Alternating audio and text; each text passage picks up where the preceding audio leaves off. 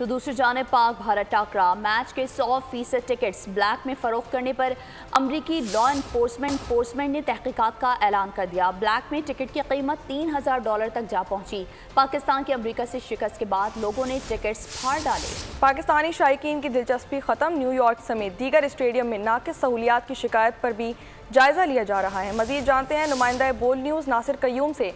जी नासिर, बताइएगा।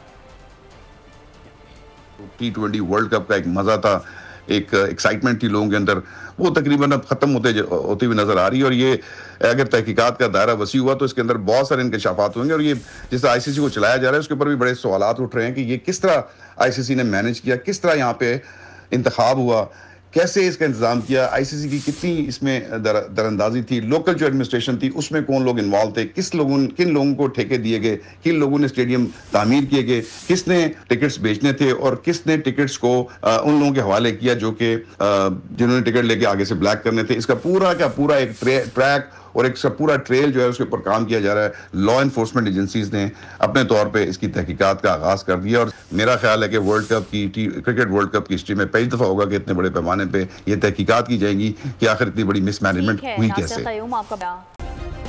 सब्सक्राइब करें और बेल दबाएं ताकि कोई खबर रह न जाए।